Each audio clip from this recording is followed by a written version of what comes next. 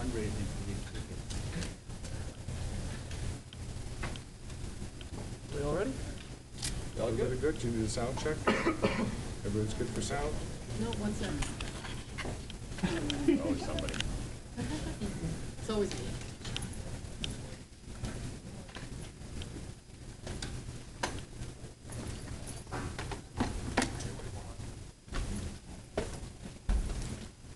Is that good, Tom? Yeah. We're good. Were you just asking me, or do you have something to say right off the bat? We want to just go to questions? I can tell you what's going on. I guess, what is the status right now? So the status is, as we said a couple of weeks ago when we presented the operational plan to council, there would be a number of stages. So this is the next stage, which we were very open about, that we would go in and remove unoccupied tents, and we would charge anybody who is in the park after closing hours or had erected kind of a structure or material in the park.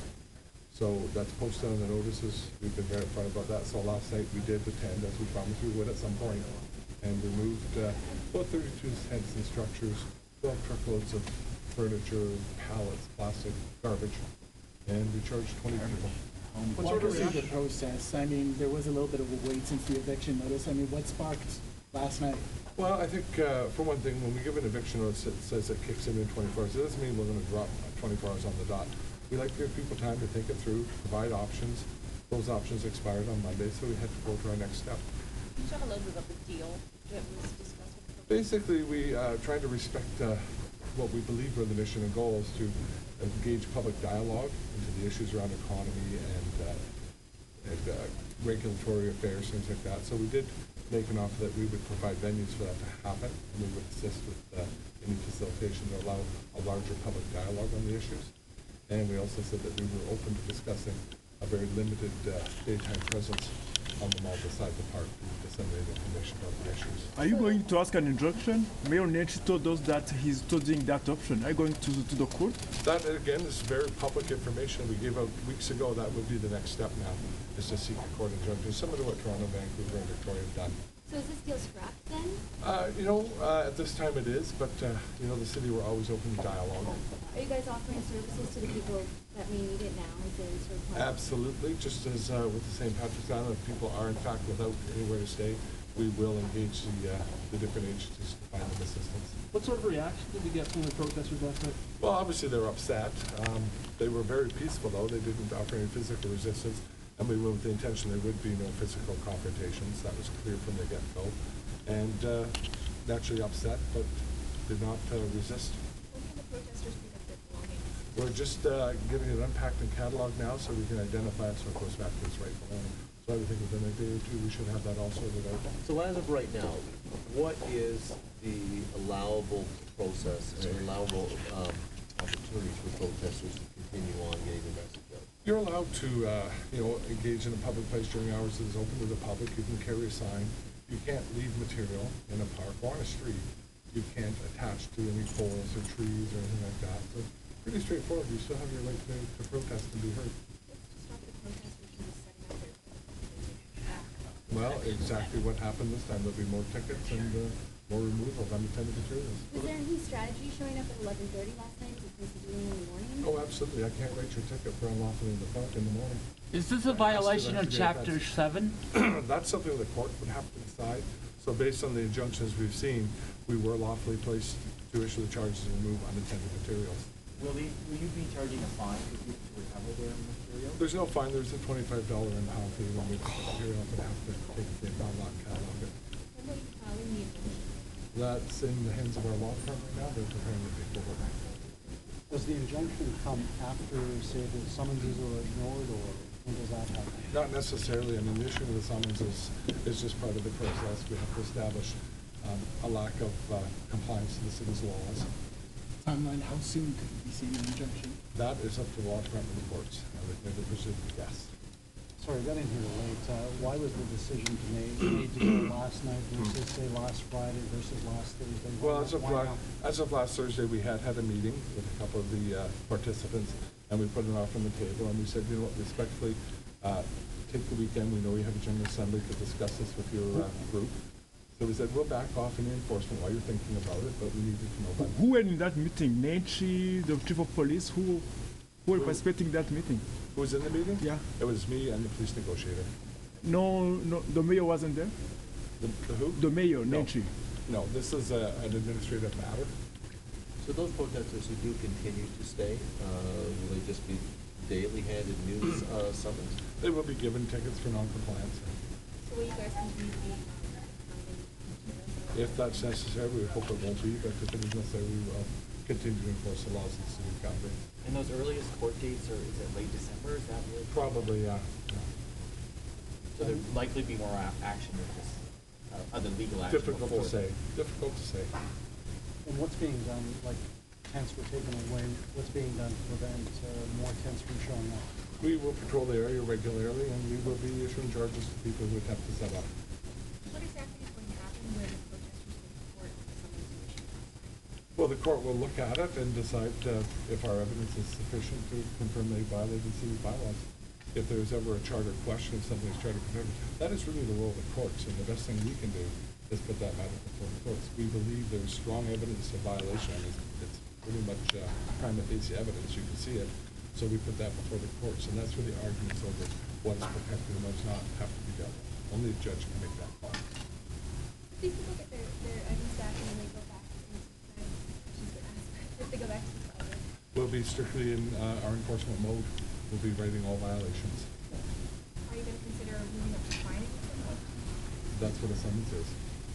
We have two options. We issue a summons. We can issue the specified penalty under the bylaw, or if there's a repeated non-compliance, what we can do is issue court appearance, mandatory court appearance tickets, and then the court will assign the fine. And also, was the city waiting to see how valid our bylaws were before you took this step versus doing it weeks ago? Not really. We have pretty good confidence in our bylaws, and we've used them effectively for a while. We've never encountered something quite of this scale, but we've used that same bylaw to deal with other issues of encampments and parks very successfully. Does it have an option in the bylaws to allow for overnight camping if they ask for a permit? Actually, the director of parks has said the authority to override most provisions of the bylaw. When we talk about overnight camping, there are a lot of issues that come in there with sanitation, public health, and security. And frankly, our parks are not set up to accommodate that kind of behavior. That one We is. just don't have the equipment. There's no running water and there's no security. There's a bathroom with running So water there's right no- there. There would have been no ability for the protesters to apply for a permit. Well, they could apply, and again, that would be up to the park site. I really can't comment on what the director of parks could approve. That park is subject to a lot of rentals and things, so it is a heavily used park. Was there any reason last night was chosen over any other? Pardon me? Was there any reason last night was chosen as the time to get? Just, it was Monday, and we didn't have a deal, so we had to move to our next phase. You were bored.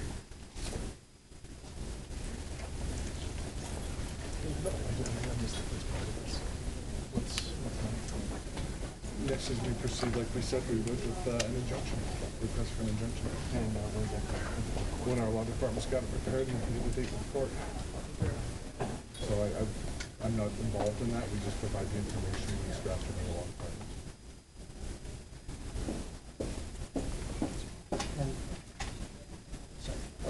And, sorry, when you mentioned about if they come back with more tents, then you have the option to remove them.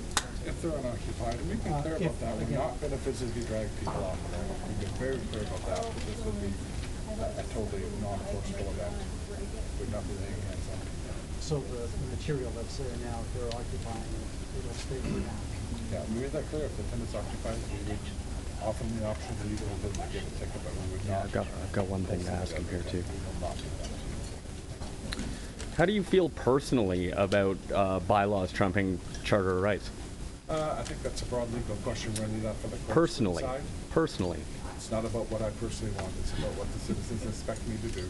Well, that's a shame, man. Put your heart back into it, right? Hi, guys. Just, we want folks to know that, I want folks to know that our quarrel is not with this man here, Bill Bruce. You know, it's not it's not with the city. It isn't with Nenshi. As much as, you know, the focus has been on tents, but our quarrel is not with the city. It is with the system, and that they can come. The city can come and steal our belongings in the middle of the night. They can take the low road instead of the high road. But our belongings, the theft of our belongings doesn't matter. It's the theft of our democracy. It's the theft of the idea of a compassionate economy. It's the theft of our rights that matters. I think too we need to look at the case law that's out there protecting Section 7 of the Charter, life, liberty, and the security of a person. And more broadly, the fact is we have a right to peaceful assembly. I myself am not camping, but I support the right to peacefully assemble, to express themselves. They've done so, they have continued to do so, and they will keep doing so. This is not a question of the bylaws. Bylaws don't trump the charter. If they want to go to court, this movement will go to court, and I'm with them in 100% solidarity. So why are courts elsewhere why are courts in other cities telling the protesters to get out of the building?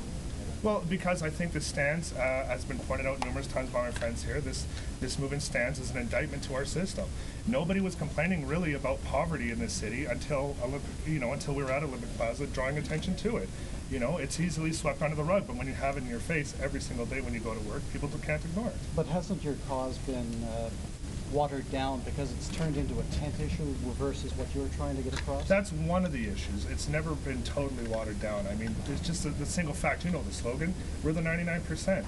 The issues are far broader than that. The questions of economic and social justice. I mean, we live in a city where the majority of people don't vote in municipal elections. Does that mean the system's working? Clearly it doesn't. Why did you guys reject the city's deal? Well, because if we needed a permanent place, an inside permanent place, that would make sense for dealing with winter. But they offered to have a few temporary places, something that people could do all the time and we do already. I mean, we already get our own inside places, but the question is, we want a permanent social space where we can talk.